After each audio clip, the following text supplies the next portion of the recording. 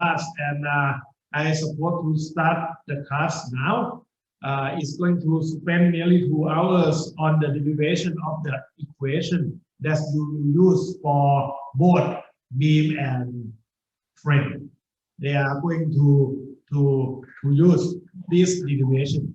And let me start by talking about what we're going to have, and all of you may know clearly on this coming Sunday, we are going to have this examination.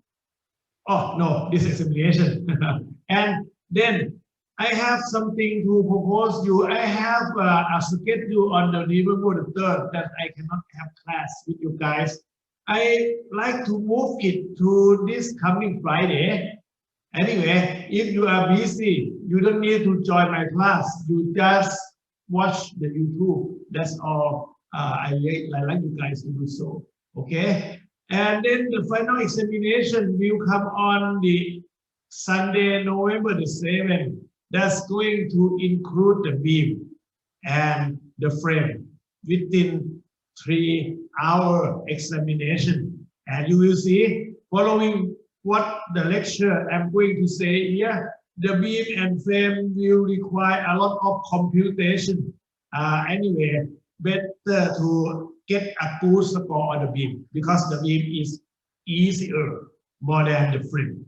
Or the frame, let the guy who prefer to get the A working on it. But for you who like to have just C, C+, do the beam with the full score. And if you like to get B, B+, do the frame. But you may not finish the problem because I like you guys to be very careful, okay, on what you have. And then talking about examination, some may get very well score, some may get the medium. But I prefer to help the giver who didn't get much more score, but trying to develop them or him or herself. Okay, let me start the chapter 7. The chapter 7, again, we are going to talking about the beam and talking about the frame. But the derivation of the matrix displacement method will basis on the frame, because when you get the matrix for the frame, you can reduce the matrix and then you can use it to analyze the beam. And first thing, we come talking about the concept, the assumption, and the limitation of this. We go back to the analysis of tasks by using the matrix displacement method. If you go back over there, there is something that we talking about and we also require to use here. And there is the other thing that are far more different. The first thing, under the application of the force to the task, the behavior of the material, is in the linear elastic, okay? Yeah, is linear elastic. That means it's like a spring. When you put the force to it, it's deformed. When you release the force, it's go back to the original shape, okay?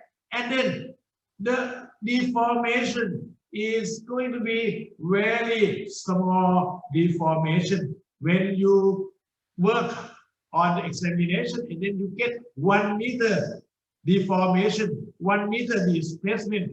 No, that's wrong. If you get the deflection like 10 millimeter, 5 millimeter, or 7 millimeter, that is makes sense. And then if you get the deflection like 0.001 millimeter, that's also wrong. Okay, I prefer you guys to understand the assumption, and that is going to make your engineering sense, which help you to decide which one going to be correct or which one going to be wrong. It is impossible to deflect 1 meter for the beam, for the task, and for the frame. And it's also nearly impossible to have very, very small deformation, okay, such as the slope. It's supposed to be like 110 minus 3, something like that. And then what the assumption going to be? When we're talking about the task, the load applied at the joint. But when we come to the beam and the frame, as you may know, the load is different, such as the beam. When we have the beam, we have the uniformly distributed load. So the load that's applied to the beam will not at the joint. And then there are something different over here. And then under the application of the load, the structure deform. The deformation of the frame and of the beam will be a lot different from the frame, which from the task, which usually most of the time the deformation of this task just only include the linear and what displacement. That is going to include for each joint. You only consider the deformation in the x direction and deformation in the y direction. Then, if you come to the frame, things are different. For example, in this frame, if you consider it, this frame will deform something like this. What's going on over here? When we study the slope deflection, we assume the deflection here and assume the deflection here, they are equal because there is no axial deformation occur on the beam. Okay, but for the metric displacement of these things are not true, and also due to the deformation of the beam and of the frame. Actually, under the application of the force to this frame, when you use the metric displacement, you may notice that the deformation of this one will be something only like this. And then this one may move something like this.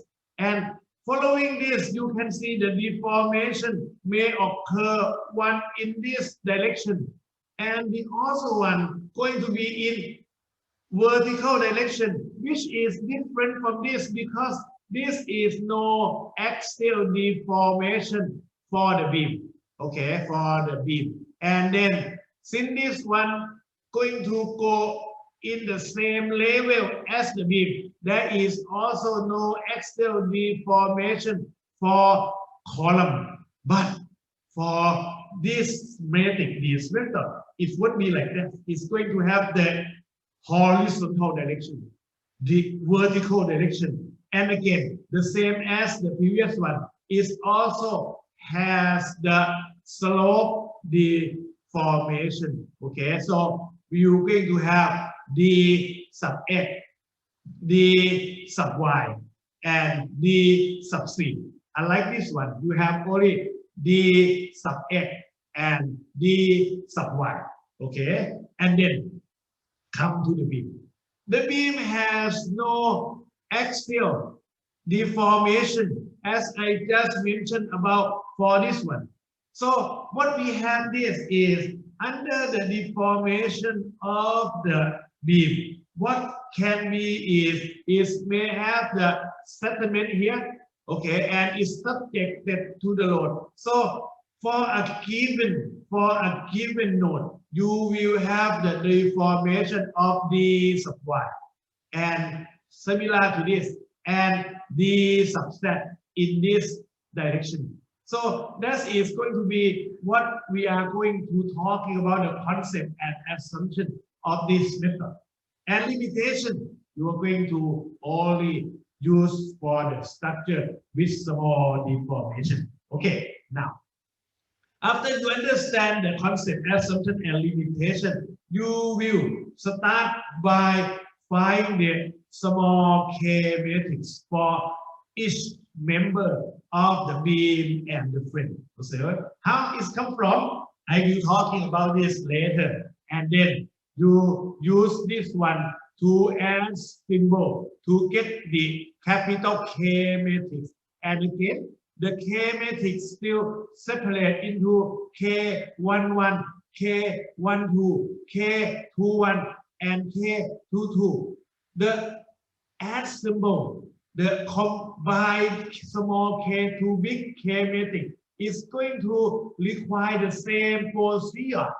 Okay, you're going to, I recommend, trying to do best on your task because that skill will later will use on the beam and on the frame.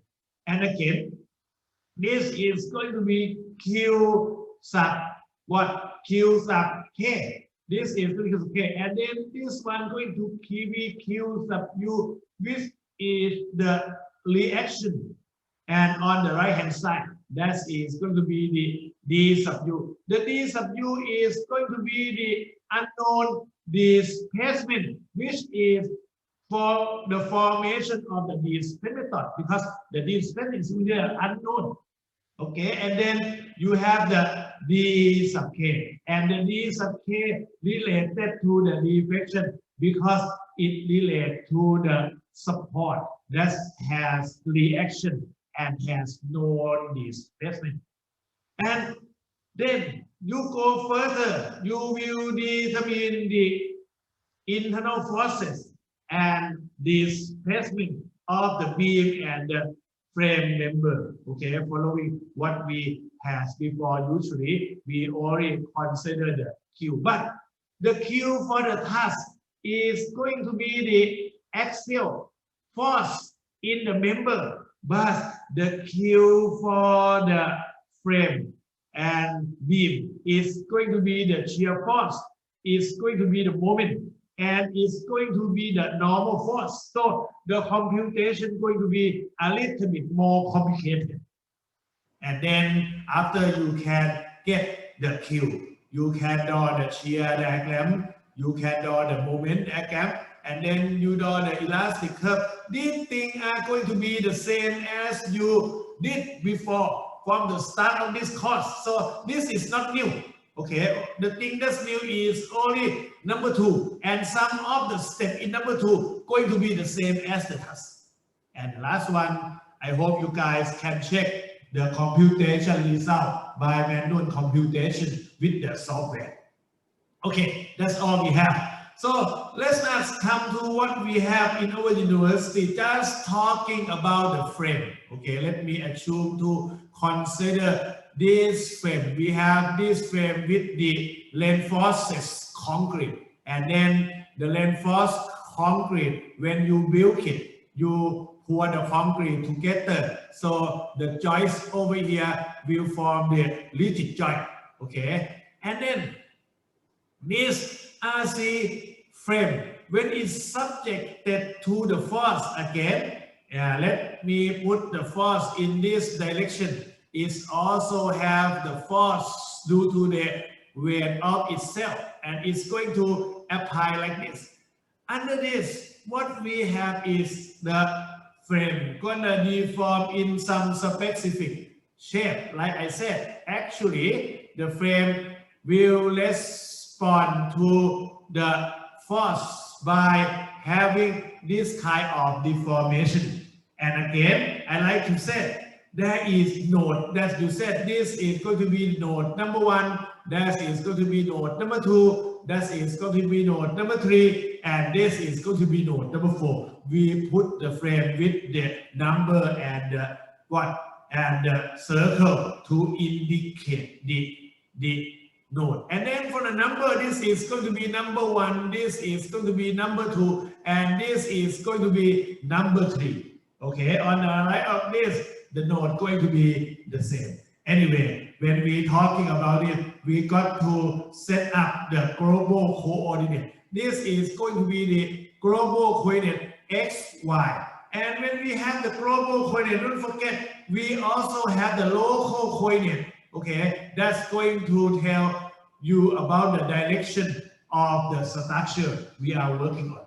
And then the last one, we're talking about what's so-called the degree of freedom. Is separated into one is the constant head degree of freedom. Another one is going to be the unconstrained head degree of freedom. And the unconstrained is going to be the free degree of freedom. The size of the magnitude of the unconstrained degree of freedom will change with the load.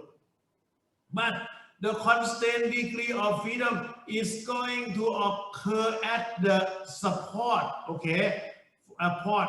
And following this, we have this one.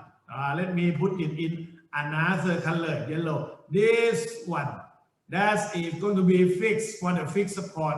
This one and the rotation. The degree of freedom that we talking about is will follow X and Y, and then the rotation is going to be the Z-axis. Is pointing out to us, okay? And then also for this one, you may set this one for X, Y, and Z. And then, like I told you, what we have for this is going to be talking about the deformation in this direction,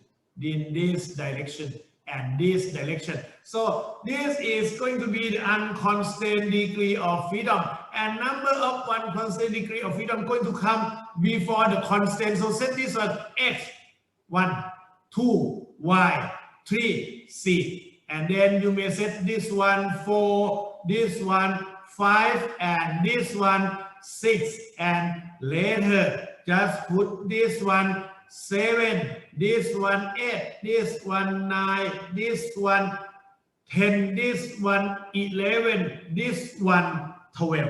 So you're going to have the total of 12 degree of freedom. And then when you combine this structure together, you will get 12 by 12 degree of freedom structure, okay, in which you are separated into the light blue and the other about the yellow. So you have this one for Q sub K, okay, and then this one for the D sub U, and then you get the reaction for Q sub U and the known displacement D sub K. This is going to be a capital K matrix. This capital K matrix partitioned into K12, K11, K12, K21, and K22. This is similar to what we have in the past. But when we come to the member number 2, okay, you can see for the member number 2, we have this member, and then the direction of this one going to be in this direction, and this is going to be the member number 2, and then you can see this member has 1, 2, 3, 4, 5, 6 degree of freedom following the knowledge that you have from the task. This is going to be the K matrix with 6 by 6. What I mentioned this is what? This is going to be the total of 36 members within this matrix. And this is going to be 144 members within this matrix. So let me say, this is going to be very tough work, okay? And then the scope of my examination, I may put the frame only into this kind of structure, okay? If we are going to have only 2 members most of the time, because when we go to 3 members, the matrix is going to be very large, okay? And then under the application of the force for this kind of structure, you may see something, the K matrix of this thing going to be reduced by the capital K going to be reduced by 9 by 9. That is going to be the smallest frame. We are going to analyze it.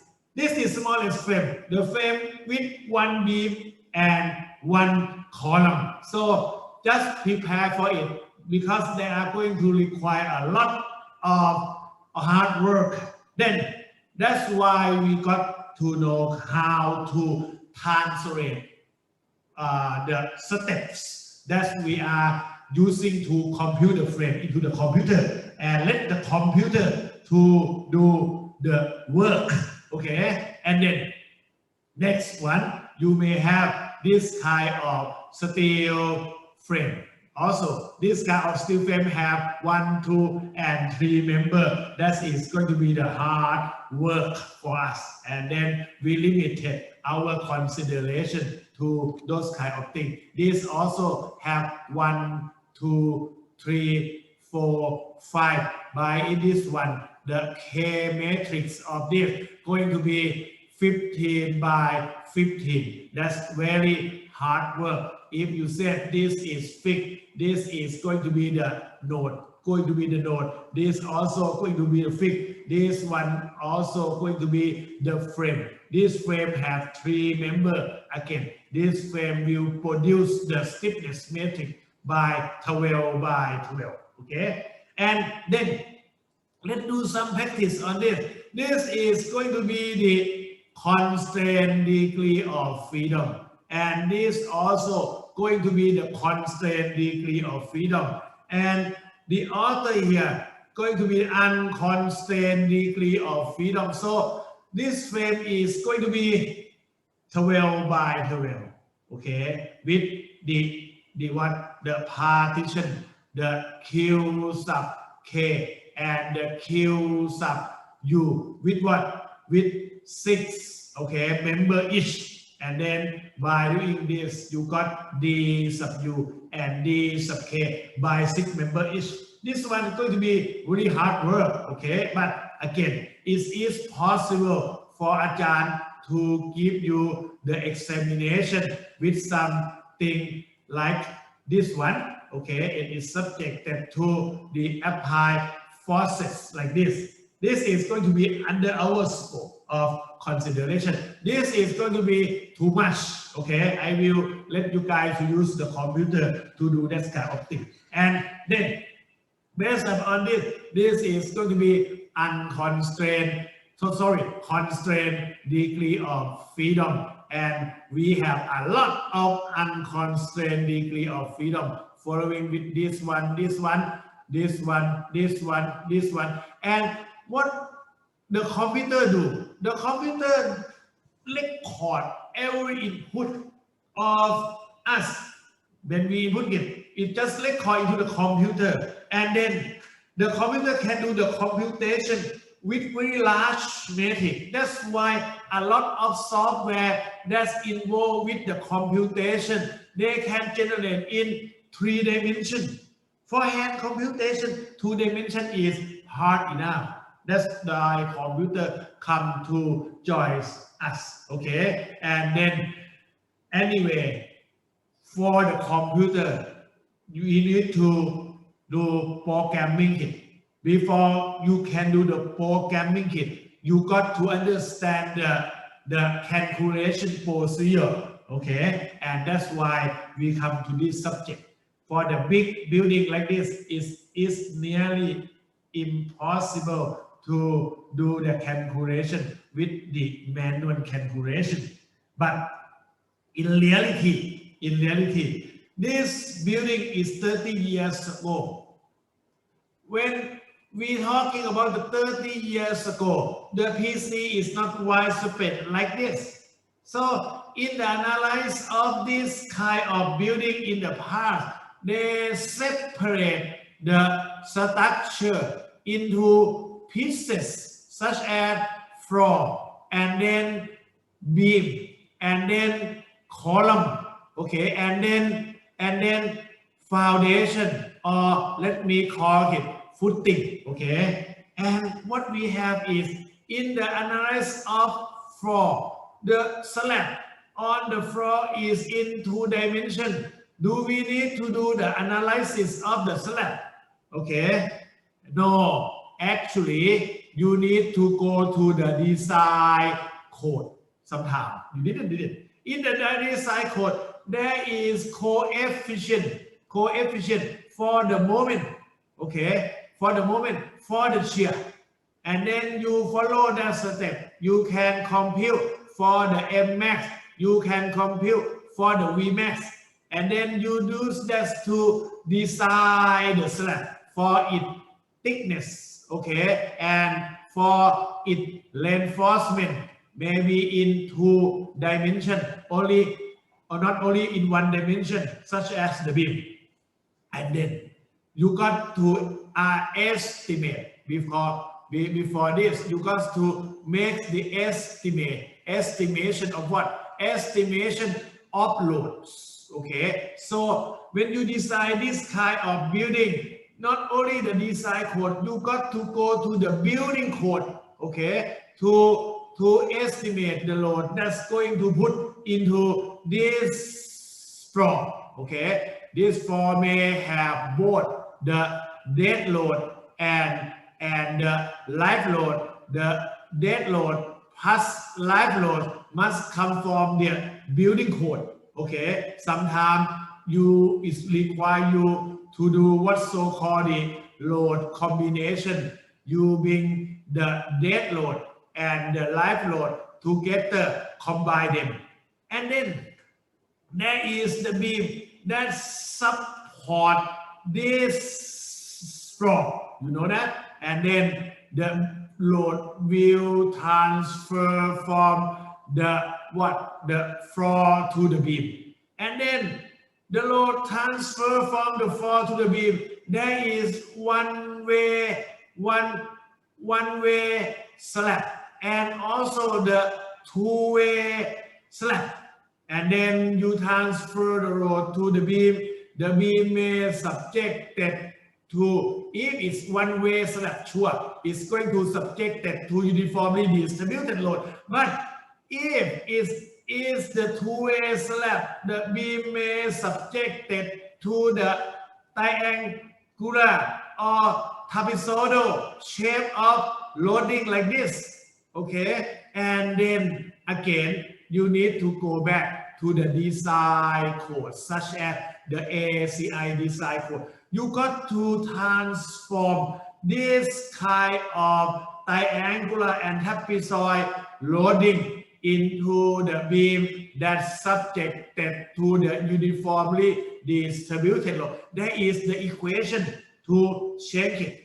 Now, by doing this, there is 2 ways to analyze this structure. Okay, since the structure is so complicated, most of the time they just use this one, the simple beam.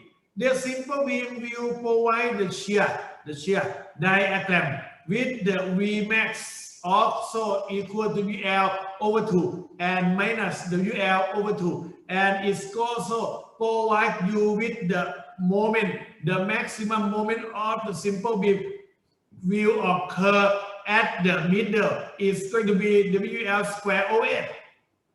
In some college, okay, they do just simplify it. When you compute this, they just do the estimation as we previously discussed in the approximate analysis. Okay, and then they said this is not really close to the fix, but by doing this, they just assume the negative moment gonna be WL square over 8, both positive and negative.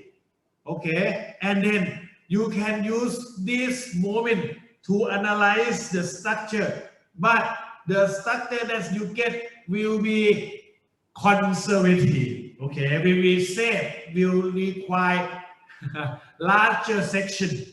Okay, that's why it said it's not economy in an economy. Okay, and then the code help us by the same thing, putting the coefficient. We also discussed this already since the inverse line diagram.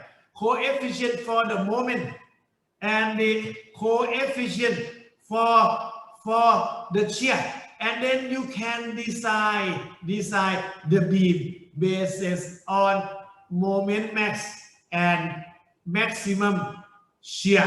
Okay, and then you can decide it. This is another way. The green is going to be closer to reality than the yellow. Okay, but the development of the PC come. So a lot of people start to use the software in the computation of the Vmax, Mmax in the computation for the design.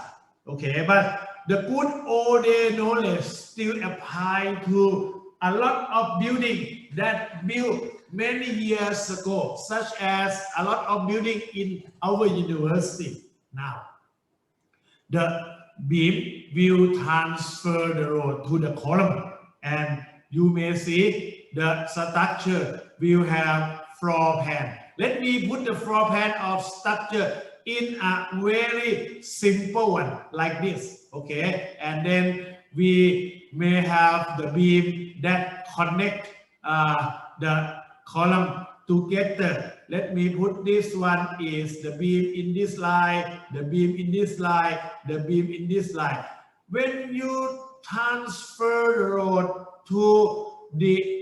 from the floor to the beam, okay? For the load that's transfer from the beam to this, it's going to be a little bit easy to estimate, okay? For the middle column, you may divide all of the area by half. That's going to be the area that's taking care of the load for the middle column. For the green column, it's going to taking care of that area. But for the corner, it's going to take care of this area. You may say this is going to be the column 1, and you may say this is going to be the column number 2. Okay, you classified it because the load that's acted on this kind of structure, they are not the same.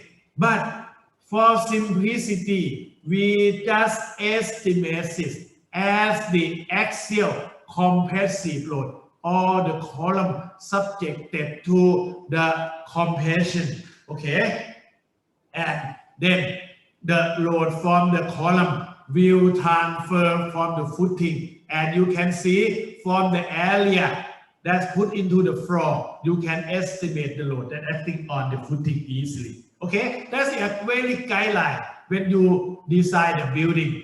But if you can see the manual calculation in the past is very useful and practical and show the result clearly that the manual calculation is safe. Okay, there is 2 problems. After finish this one, we supposed to finish our lecture on the November the 1st. So you may turn in the homework at the November the 7th. Now, just start on the introduction to the analysis of free beam and frame by using the matrix displacement method. Let us start by the analysis procedure. That is going to be the guideline that we are going to use in the study and in the programming. If we have this kind of structure, even though you have the software, okay, you would start by marking the first point. And then what you have is you drag the line across the length. When you drag the line across the length, what you have is you tell the structure that you has this one as the node number 1. You has this one as node number 2. You tell the direction that you drag as what's so-called the local coordinate system.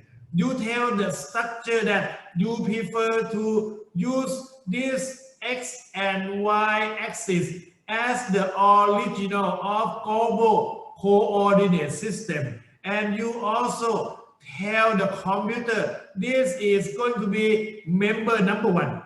You tell a lot of things. And then for the next one, you mark it as node number 2. And then you drag the line across this one and until it reaches the point. Okay, that's you know the coordinate of this. You must put this one up. This one going to be node number 2. Following this, you get the local coordinate in this direction. You get the member number 2 here. And then by putting this, you get the coordinates such as this one O, this one O10, this one maybe S10. Okay, and then you mark it again, and you that the line from here down until here. When you reach this point, the mouse move out. It said this is going to be node number 4, and this is going to be, let's say, 8 and 1 meter coordinate.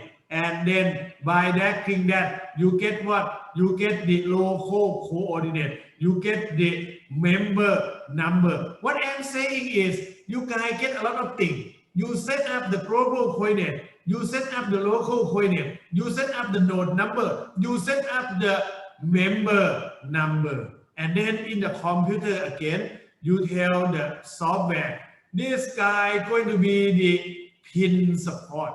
You put the symbol pin into the substructure, and this point is going to be the fixed support. By telling this to the computer start to generate the degree of freedom by separating the degree of freedom into the constraint and unconstrained degree of freedom. And then the number of what? The number of unconstrained degree of freedom going to come before 1 in X, Y, C, Z, and 4X, 5Y, Z6, and then there is another one over here, 7, because it's a pin, okay, and then it's going to put the constrained degree of freedom which occur at the support of the frame. It's going to be 8, 9.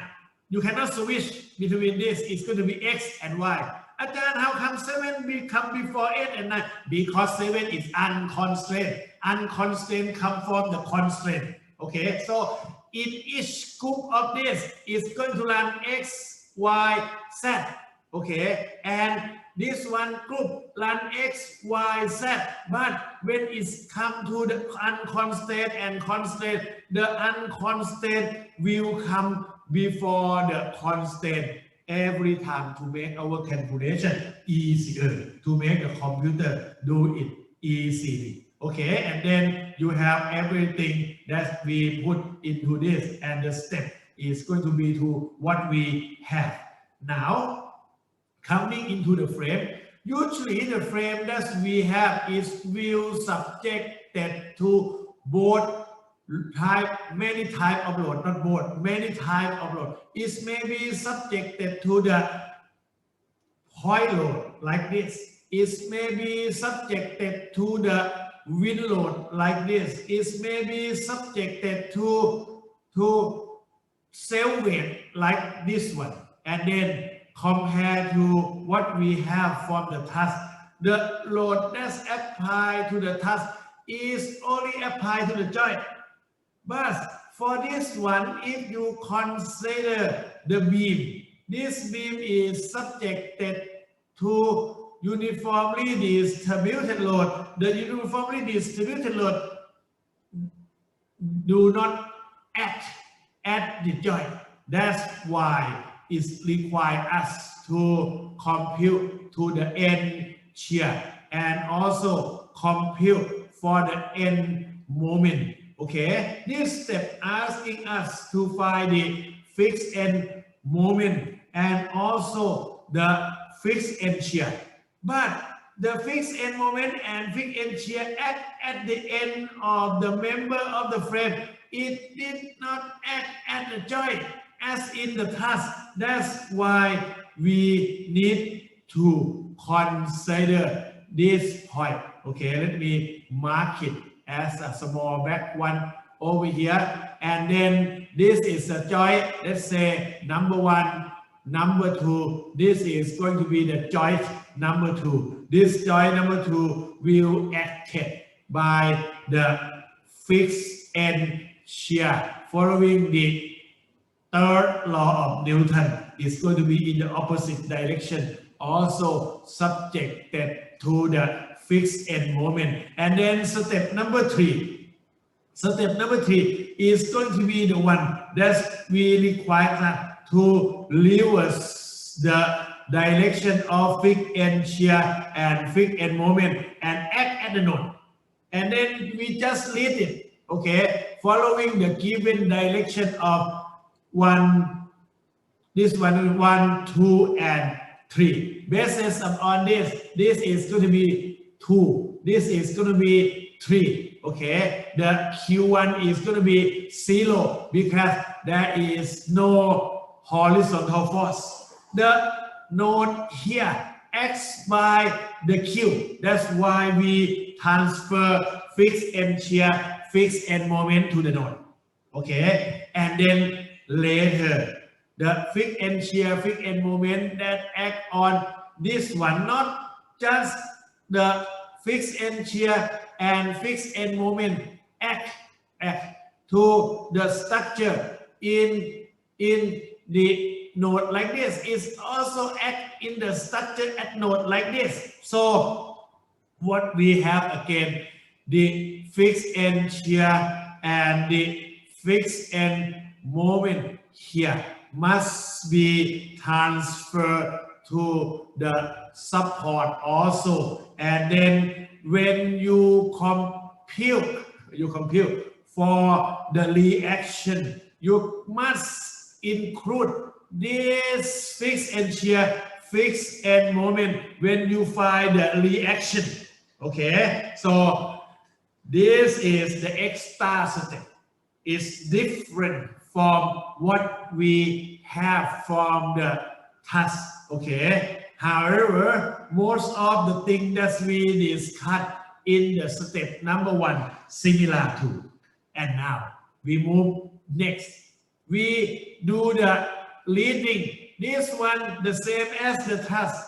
We just check the D8, D9, D10, D11, D12. This is going to be the 8, D9, D10, D11, and D12. This is going to be D sub K. And do you know this one? If there is no settlement, this is going to be 0. 0 of what? D8. D8 is linear, 0 meter. D9, 0 meter. D10, 0 meter. D11, 0 meter. D12. 12 is different. It's going to be in the unit of radian. So beware about this. Okay. And then talking about the Q that we just discussed before, the force that act over here is going to be kilonewton, and the moment over here is going to be kilonewton meter. The Q also, when we talking about the Q, we may say that is going to be Q1, Q2, Q3, Q4, Q5, Q6, Q7, and then we separate them into 2 portions. And then if you say this Q1 is here, is going to be kilonewton, Q2 kilonewton, Q3 kilonewton meter, Q4 kilonewton. This is kilonewton, and the last one kilonewton meter. Is going to be different, right? Okay, and this is going to be the Q sub K, the applied force. This is going to be the known displacement. The procedure is going to be the same. However, this matrix is not end like this. It's going to take care of the reaction, and the reaction going to be Q8, Q9, Q7, sorry, Q8, 9, 10, Q11, and Q12. And then this is going to be equal to what we have is going to call, it's going to be the K matrix. Okay, and this portion, let me extend the matrix to cover everything what we have here. Separate this one is going to separate this. Okay, separate this one is going to separate. When separate this one is going to separate this, and this is going to be D1, D2, D3, D4, D5, D6, and D7. This is going to be K11, K12, K21, and K22. This is going to be the same. Yes, when you combine the small k into the capital K, the procedure is going to be the same. See, I'm going to tell you this is a lot of things going to be the same, not new. But before you can find the capital K matrix, you got to determine the member global stiffness matrix. As I mentioned before, if you consider only this one, you may have total of 6 degrees of freedom. So the K matrix gonna be 6 by 6. Okay, for each member you have K1, K2, and K3, 3 member. You put this K together, you get the capital K, which is the structure stiffness matrix. And basis upon this, you can see this matrix is going to be 12 by 12, which has 144 coefficient in this matrix. Okay, this is going to be 12 by 12. It's so big. That's why I said most of the time we are going to working on only 2 members. And then we are going to determine the D sub U. The computation to find D sub U, this one going to be the same. Okay, do the same computation. When you get this one as the known displacement, and then you may compute later to determine the reaction, both forces and moment. But what you have from here is not really the reaction. You got to combine this one with the fixed end shear, fixed end moment that you have from the previous step 3. Okay, and then you may go further to determine the internal forces and moment. And by doing this, what it means is you're going to determine the axial force, shear force, and the bending moment. And again, what you get is not the real one that's used to draw the shear diagram and moment diagram. You got to combine this one with the fixed end shear, fixed end moment to get the free body diagram that's used to draw the shear diagram and moment diagram. Okay? Now, come to the review of what we have discussed in the big picture. The global coordinate system is going to be the coordinate system of X and Y, and it's going to relate the external force, the external moment Q, with the external displacement at the node, capital D. So what we have again is Q, okay, is going to equal to capital K matrix and capital D like this, and it's like a spring. Okay, force equal to stiffness equal to displacement, and then each member has to follow the global coordinate. Also, each member can follow its own local coordinate, and based on this, we come to discuss about coordinate direction cosine, which is going to be cos theta x for lambda sub x and cos theta y for the lambda sub y. From the previous discussion, we separate, okay, into 4 quadrant. This is quadrant number 1. This is quadrant number 2. This is quadrant number 3. And this is quadrant number 4. Following this, we have sign plus, plus, minus, minus. And based upon this, we will have this direction to provide cut with the lambda sub x equal to 1. and lambda sub y equal to 0. And I should mention this is always in this calculation the local coordinate for the beam. Okay, that is going to be this. And then if you go to the top here, lambda sub x is 0, lambda sub y is wrong, 1.0. And if you come here, lambda sub x is 0, lambda sub y is minus 1. And then the last one, lambda sub x is going to be minus 1.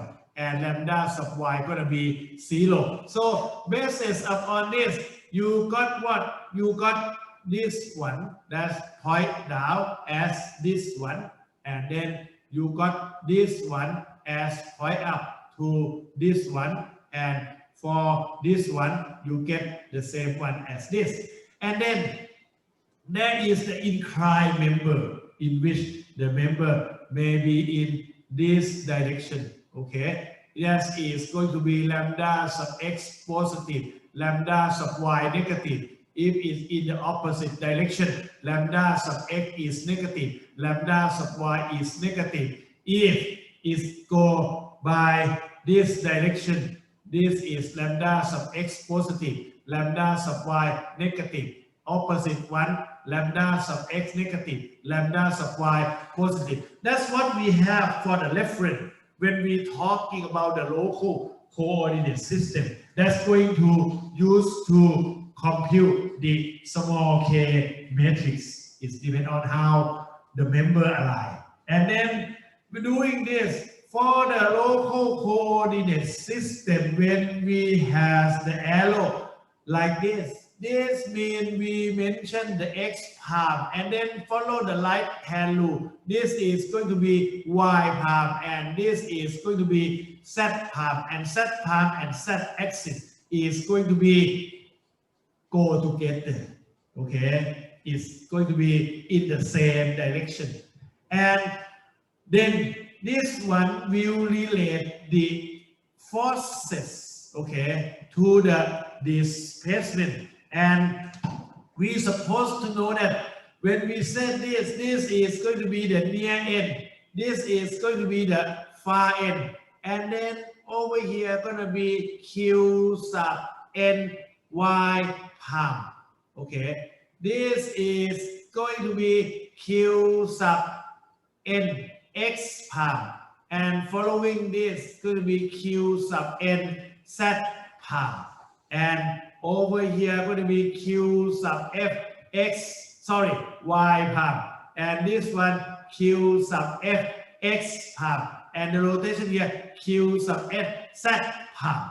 Okay, that is going to be the force, and the displacement will be at the same direction. So example, this is n sub n y palm, this is going to be d sub n x palm, and this is going to be d sub n z palm. Okay, so when we formulate this thing, we will start by formulate q equal to k palm and d in the local coordinate first. Okay, this is going to be the stiffness, member stiffness matrix based on the local coordinate system.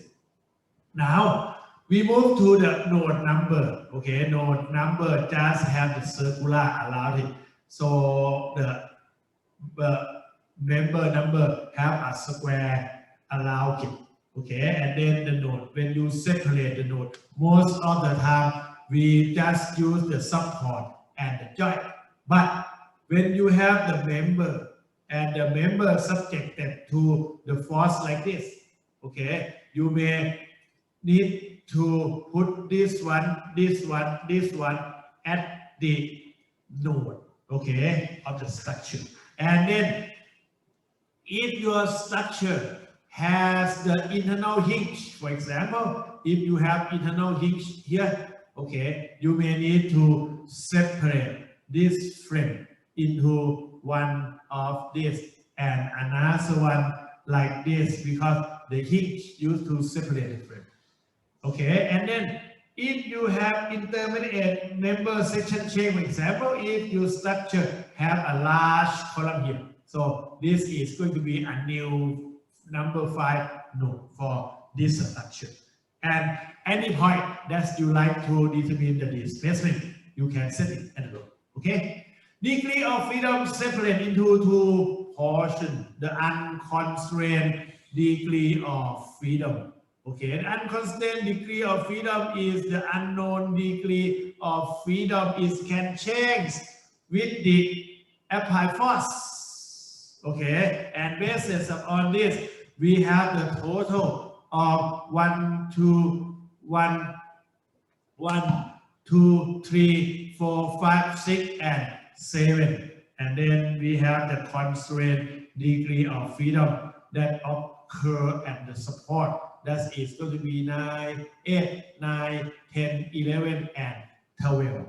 And this is important. Is wrong, you need to make everything. If your computation wrong also. The assumption, as I said before, under the application of the force, the behavior of the material is going to be linear elastic. And the material also going to be isotropic. That means its property won't change with the direction of force. And homogeneous is going to be built by the same material, such as steel. The reinforced concrete also, if you take a look at the reinforced concrete from the far away side, it's going to be okay. Okay, and small deformation is going to be very small, but not enough. The deflection of this frame is going to mainly occur due to the bending moment. Okay, that is going to corresponding to the slope. For the axial load is also going to produce the deformation, but the axial deformation going to be very small. In this computation, like I said, the structure may deform something like this, but most of the time you will compute and you get very large result, not very large, large enough result for the D sub N set or number 3. Okay, but for this this deformation in the y direction, D sub N Y. This one usually very small. It can be maybe just 0.1 millimeter. This is due to the axial load deformation. Usually it's very small, but for the bending, that's due to the D sub N set. D sub N set. That is going to be large. And we also have the size wave, but most of the time the size wave will have enough, large enough magnitude to tell us. Okay? And I should notice about this. This is going to help you to check the answer when you do the computation. At the end, each node of the frame has 3 degrees of freedom: lateral, vertical, and rotation. This is called the slope, okay, the rotation. And then if you move to the beam has no axial force. Therefore, the beam have no axial deformation. By doing that, let me assume this support may have some settlement like this and may have some settlement like this. The deformation of this one, this is fixed, right? It may come to this one and rotate to this one.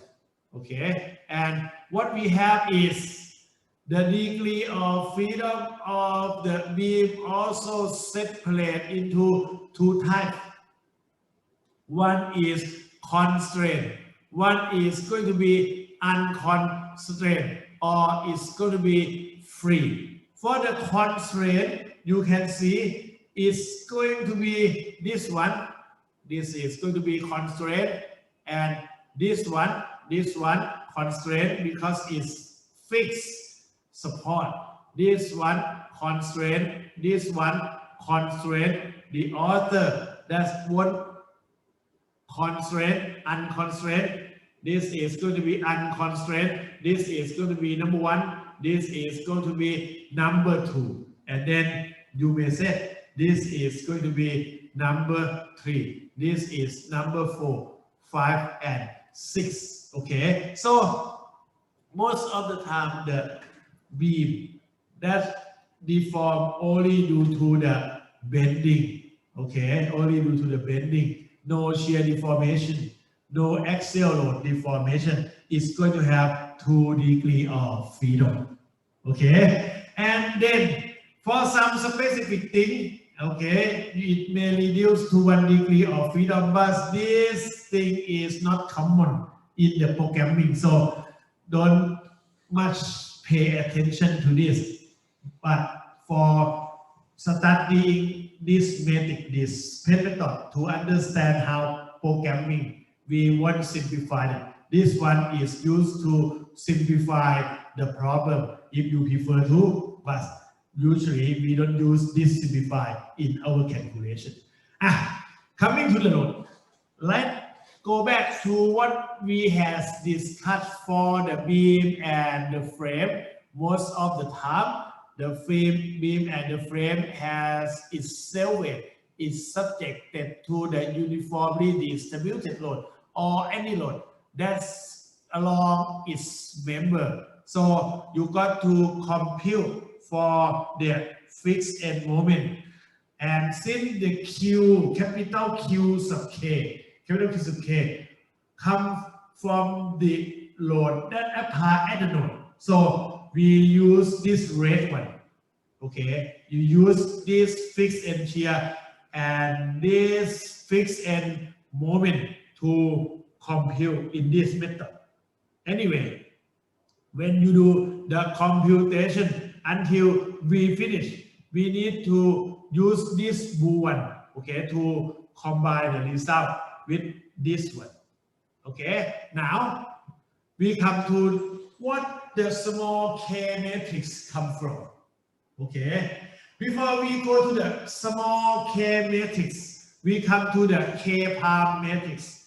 The k-palm matrix is the stiffness of the member based on the internal forces and moment and internal deformation.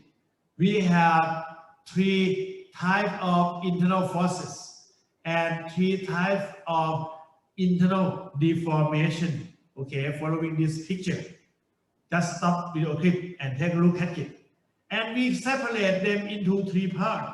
One is going to be X palm displacement.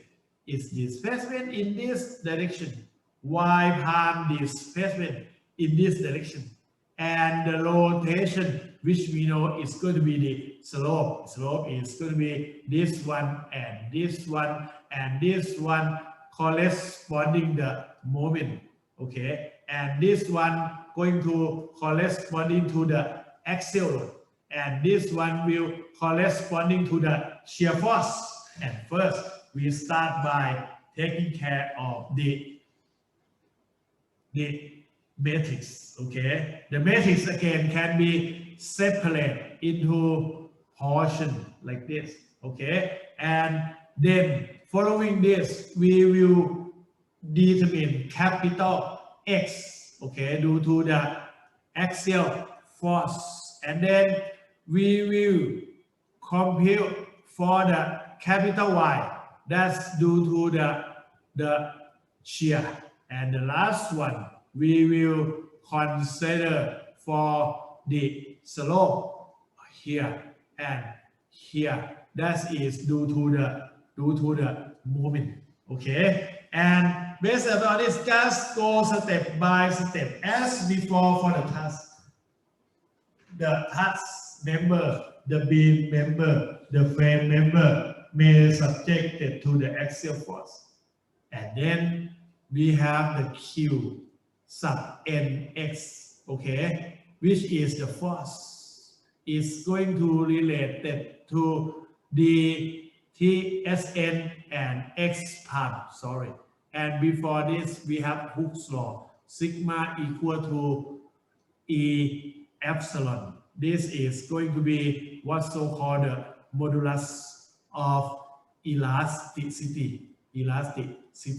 And then to determine the stress, you divide this by A, which is going to be E. To determine the strength, you divide the elongation by the length L. Don't forget about the length of this. We put this one to be L. And by putting this, you will have Q sub nx equal to AE over L D sub nx, which is this one. And then what you have next is going to be, the summation of x sub x equal to 0. Summation of x sub x palm, f sub x palm equal to 0. The force here will be equal to what you have here. Then we consider the deformation d sub nx palm, then d sub fx palm, and do the same thing. There is a force here, and due to the balance of axial force, we have another force here. By putting these four forces part together, we get this matrix, which is the same for the task. Now we put them into the K-part matrix. This is going to be the capital X. And then next, we consider the deformation this way. The deformation is occur in the y-palm direction, and by doing this is occur by the shear. Again, what we have is going to be, this is near end, this is going to be the far end, this is going to be the moment of what? Moment at the end F, okay, this is N, this is F, equal to 2EI over L, and then 2 zeta N, this is zeta N, and what? Plus zeta F minus 3, and deformation d sub n, d sub n y, d sub n y palm over L. And please us check the rotation of this by the slope deflection. What you have is going to have this one.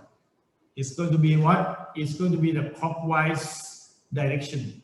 Okay, when it's clockwise direction, this is going to be the positive, and then it's going to be fixed end moment NF, and no force over here. This is 0.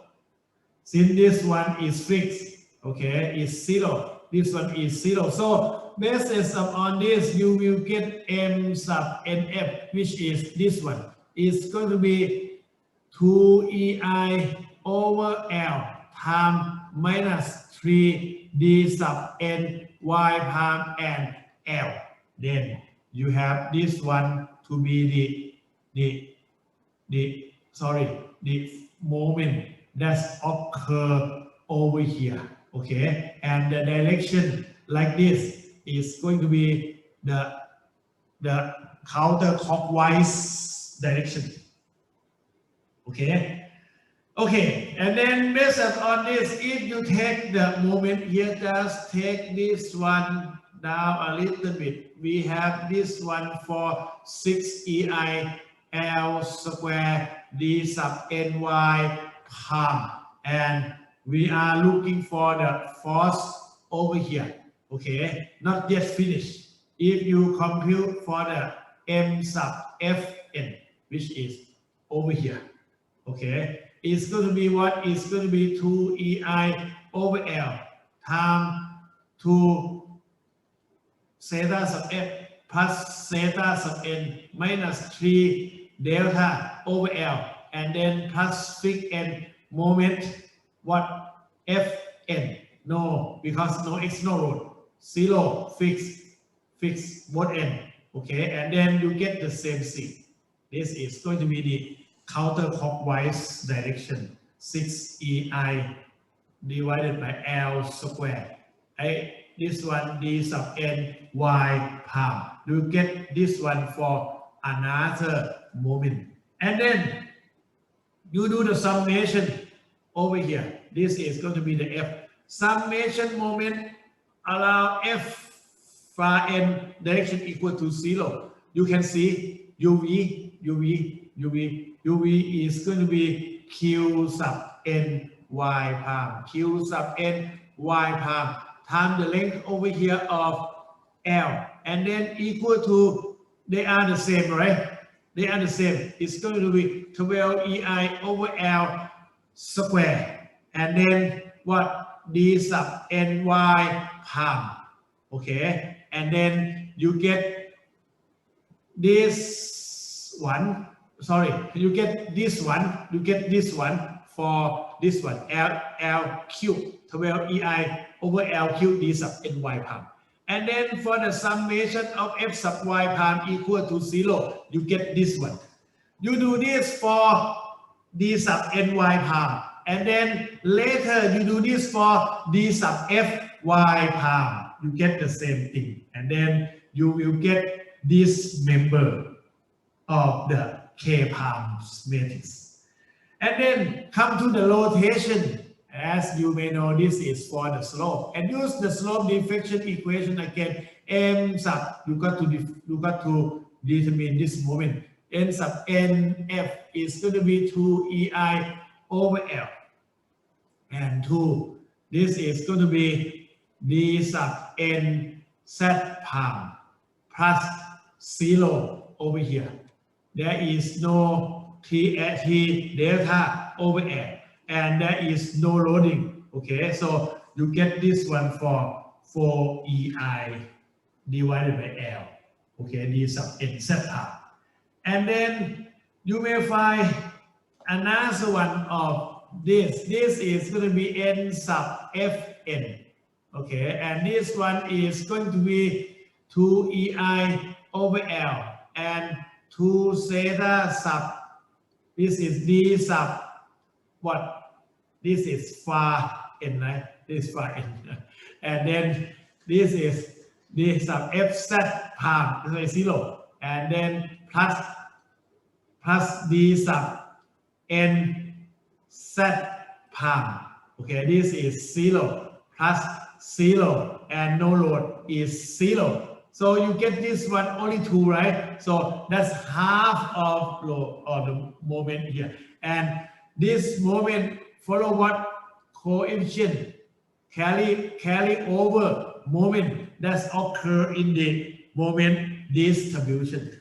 And again, you come to what you have at this one, in which the moment occur in this direction is going to be 4 EI over L D sub nz palm, and over here you have 2 EI over L D sub nz palm, and then you require to determine the Q sub n y. That is a shear. That is going to be Q sub n y palm. You take moment over here with the length of L, Q sub n y palm times L.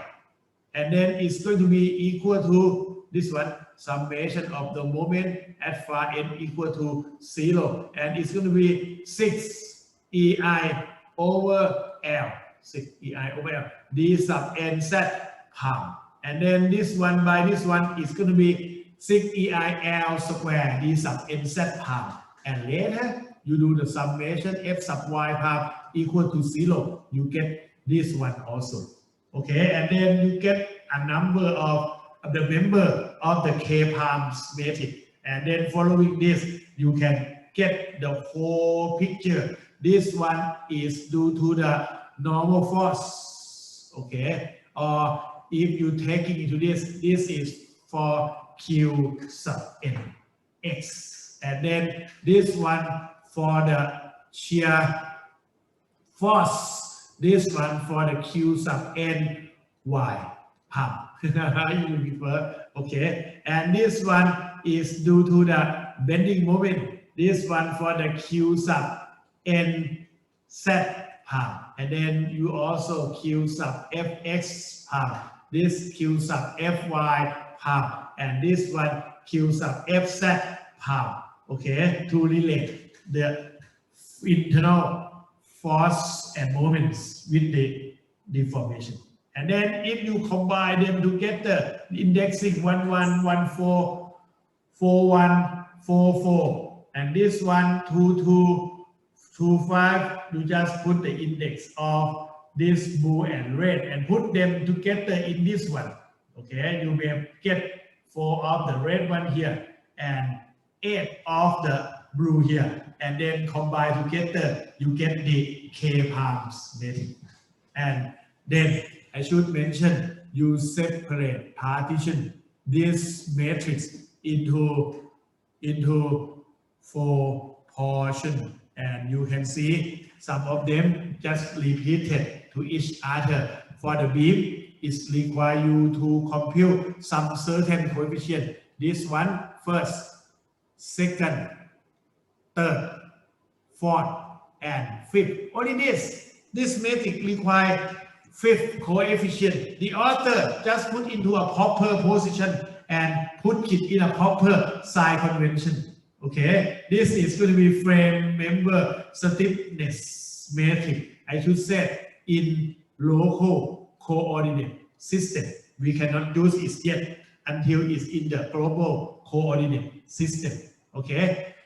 Okay, that is for the conclusion of this. For the axial force and deformation, for the shear force and deformation, for the rotation and moment, and then the Q harm is in the local coordinate system. We require to get the stiffness metric in the global coordinate system. That's why we're going to work for the displacement transformation metric and the force displacement transformation metric.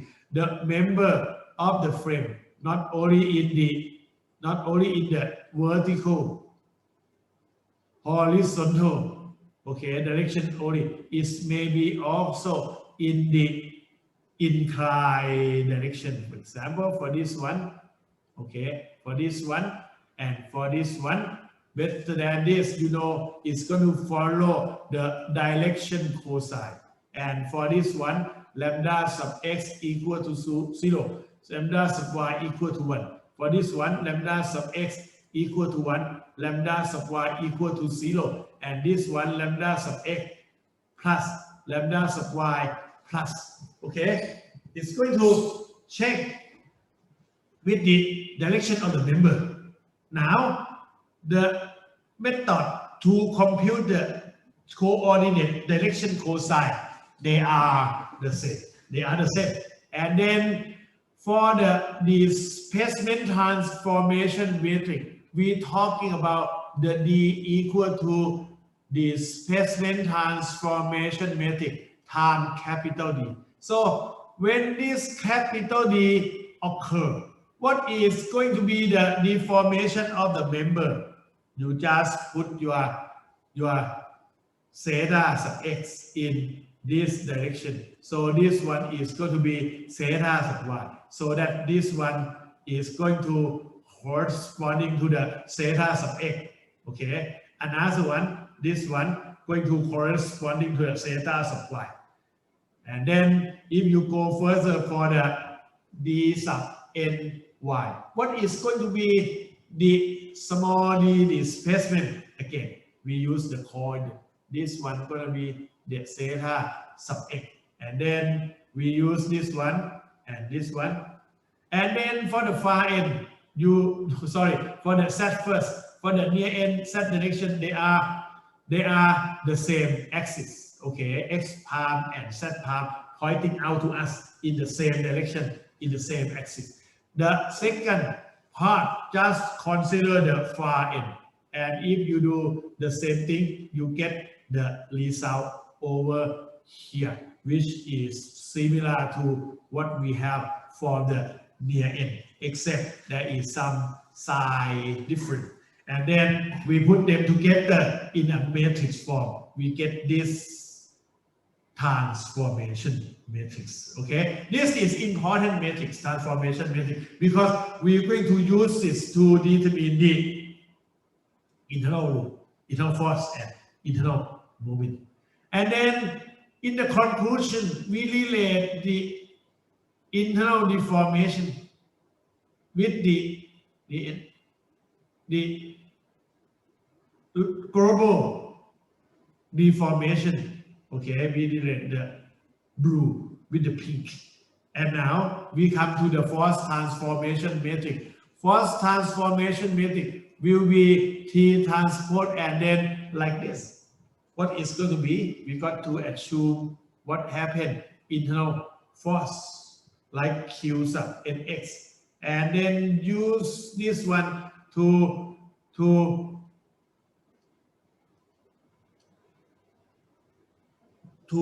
this to make the component of it in the x direction and in the y direction. You get the result of this. And then for the second one, the shear force, what the shear force going to produce for the Q sub Nx, for the Q sub Ny. Okay, and then for the moment, they are going to be the same because the moment referent to local coordinate, referent to global coordinate, they are in the same direction. Now, you get what you have for the near end. And then for the far end, you do the same thing, you get this. And by putting them together, you can see this is going to be the transport of the transformation matrix. We putting this one to taking care of the transport.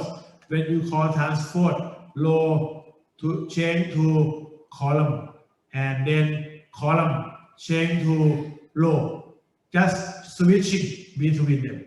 And this one called the force transformation matrix. Now we are ready to determine the small k matrix, okay, by understand this left portion is the external force and moment near end and far end. And on the right hand side is going to be internal forces and moment.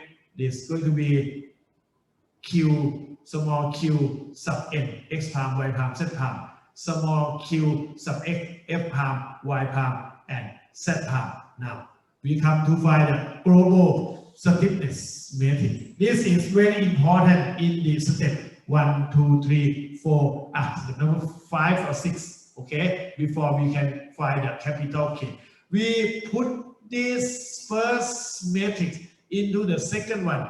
We get the matrix that's important to determine the internal normal force, internal shear force, and internal moment by combining Q with what? With the fixed end moment and fixed end shear, and then we will get this one for the free body diagram of the member used to determine the shear diagram and momentum diagram. And now we put this one over here and rearrange the term. We will get this one, and then the K matrix is in the form of transpose of the transformation matrix, time K prime matrix, time transpose matrix.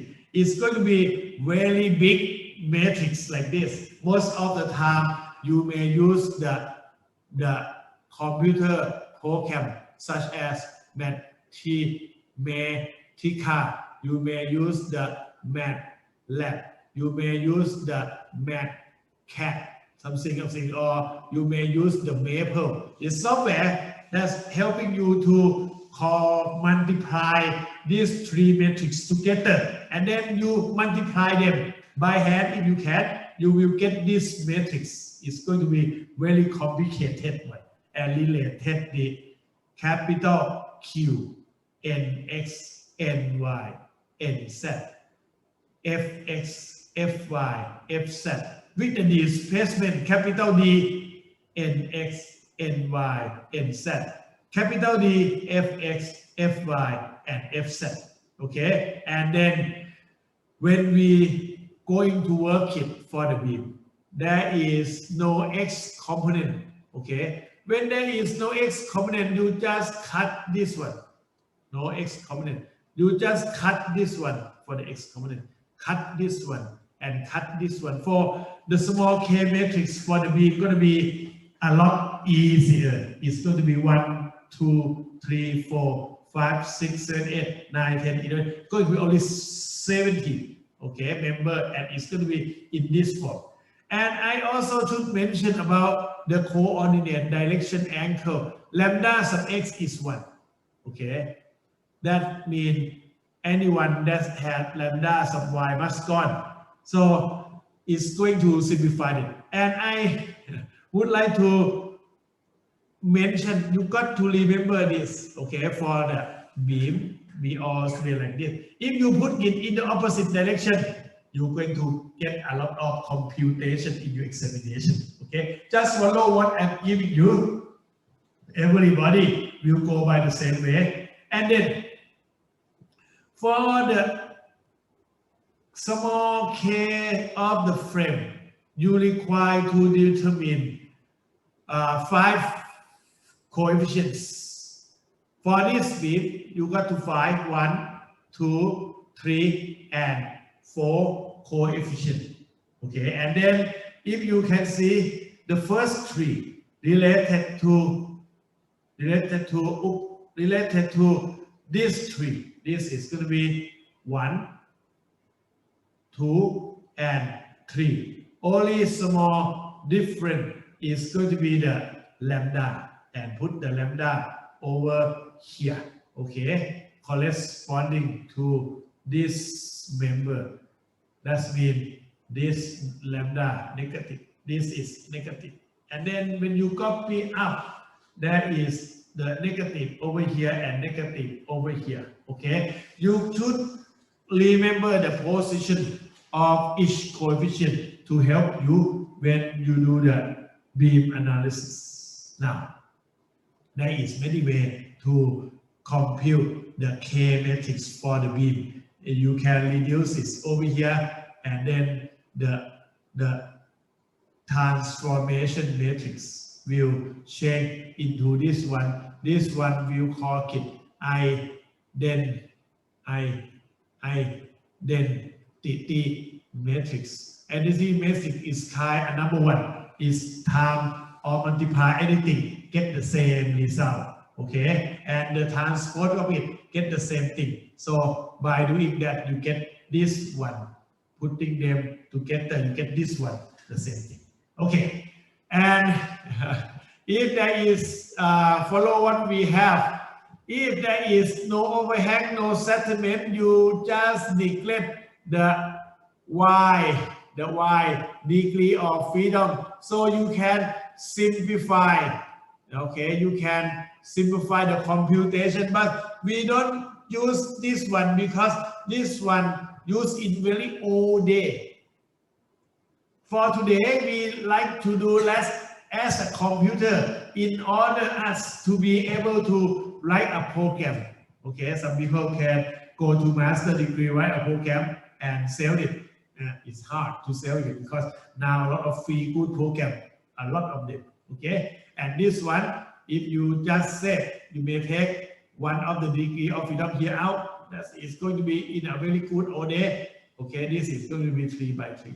Okay, this one also going to be 3 by 3. Okay, the last 3 slide is not important. Then you combine the small k matrix into the capital K matrix. You're going to use the same procedure that we call again indexing, putting a proper index of the small k in the capital K matrix. Now we come into this. Okay, follow the same procedure. Just check our example. Okay, first one, 1, 2, 3, 4, 6, 5. Okay, and then by doing this, you got to go to the first one and copy this one 1778, and then 0, and then 2000 something, and then minus 1000 something. Now you got to put this 0 over here, okay, putting over here, and then put the 2666 over here, and go to the second one. Follow the same pattern, 1, 2, 3, 4. The first 4, you just make a copy of them. First 4, copy of them, and put it over here. Now 6, this one must put over here, and this one must put over here, to make you understand what we are here, okay? And number 3, copy the same thing, 1, 2, 3, 4, and 6. Okay, this is for the 6. Let me put in red. This is for the 6 over here, and this one 5. Just put it over here. This one over here, and then number 4. Just do the same thing. Now you jump up to number 6. Number 6 is here. 1, 2, 3, 4, and then 6, 5. 1, 2, 3, 4, 6, 5, and then come to the number 5. 1, 2, 3, 4, 6, 5, and then the next one going to be easier. The first one, you have the block of 1, 2, 3. Just give the block of 1, 2, 3, and then 7, 8, 9, 7, 8, 9, and then go to number 2. 1, 2, 3, and then 7, 8, 9, go to number 3. 1, 2, 3, and then 7, 8, 9, and then go to number 7. It's up over here. That is 1, 2, 3, 7, 8, 9, 1, 2, 3, 7, 8, 9, 1, 2, 3, 7, 8, 9. You have the block like this. You have contribution of the stiffness into the stiffness of the structure. That is stiffness for the member to the stiffness of the structure. That is 2 member. Okay, this this one may be a kind of like this. Okay, and have a this one direction. This one going to be pinned. This one will be fixed, and then this one may be in this direction. And assume this one for the degree of freedom of 1, 2, and 3, and then over here, and then 4, 4, and then going to be 5, and 6, 7, 8, 9. Yeah, can be some kind of this frame, not this 2 member. And then you do the partition, and then you do the computation. This one you know. This one you know, this one unknown, and this one is unknown, using the same procedure that you may have. Just do the partition. I like you guys to go back and trying to do this one. This is for the K11. How can you inverse this one? Okay, inverse matrix. Inverse matrix K sub 11. That is important for you guys to do the inverse matrix. And you may do the multiply, you may do the plus, you may do the minus. That's called the matrix operation. And then what we have is this. So you get everything, you do the same thing, you get the unknown displacement. You get the unknown displacement. And later, when you know the unknown displacement, you put the unknown displacement over here. You can determine the reaction over here. Okay, and then it's going to be simple if there is no settlement or what's so-called zero support settlement. These 2 terms gone. So the computation is going to be easier. Okay, and there is some example. I should go to what I'm going to show you. Next PowerPoint I will show you later in the next class on Friday. To show you about this one, okay, to learn each author about what you should have typically in the normal classroom, not online classroom, in the examination, I will give you the K matrix of the frame. Okay, and I like you guys to be able to reduce it. If the frame has many types of alignment. Okay, if alignment like this is going to be simple. Lambda sub x is going to be 1. Lambda sub y is going to be 0. You can see this one will simplify a lot. But it's your duty as a computer to do so. And if it's coming into this one lambda sub x equal to minus 1 and lambda sub y is equal to 0. Again, there is another case. And then if you have the frame at this one, the lambda sub x is going to be 0, lambda sub y is going to be minus 1. And another one is going to be something like this. When lambda sub x is going to be 0, lambda sub y is positive 1. Most of the time, if there is no hard man, I don't know what's called. The man does have a little trouble. I will have the example, something like this, okay?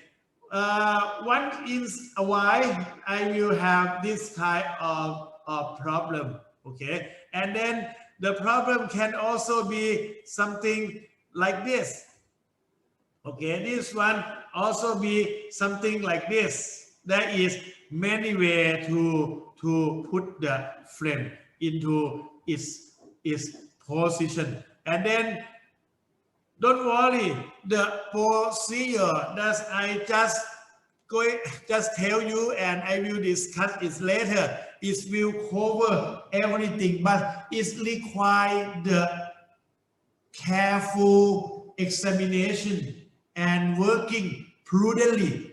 Okay, when you work on this problem, because this schematic is not simple as the task. The task is a lot more simple. Okay, and this one I should tell you important is the transformation matrix, and this one I call the K-palm matrix. When we compute for the internal forces, we're going to compute for the matrix small q, okay? And this one requires K-palm time transformation matrix and the displacement, and that's why I must give your senior about this. It's going to help them in the computation, okay? And also I provide this fixed. But this time is online. You guys can work on it very carefully. Now, coming into the example. This is the example from the last year for the beam. And you can see there are only 2 members for the beam. And I should say for the beam, I will set up not 2, it's going to be 3 members. And I like you guys to go to this. Most of the time it's going to be 2. But when I do this, I'm going to balance between the beam and the frame to provide the score close to each other. Okay, that's why when we decide examination, one is going to be easy, another one going to be harder. And then what we have over here, you may go back and try to work on it. The beam subjected to the loading, and the beam also has a settlement. I will come and talk to you later. And also have the copper moment at the middle. I didn't put this into examination for 5 years. And last year, your senior handled it very well on this. And I will provide you procedure to follow. Okay, even though you don't want to copy it, but you must copy this table. You must copy this portion and answer to me. Okay, and you must copy this and also the elastic curve, the shear diagram, and the moment diagram in this one page. And the author, you must follow the given procedure For example, you determine d sub x, q sub k, q sub k, d sub k, q sub k, k1, small k1, small k2, capital K, and then you determine d sub u, capital D sub u, capital Q sub u reaction, and then internal forces and moment. And you use this again, go back to the shear diagram and moment diagram. Okay. And since I combine the frame and the beam together, so only one of them will be required to draw the shear diagram and moment diagram.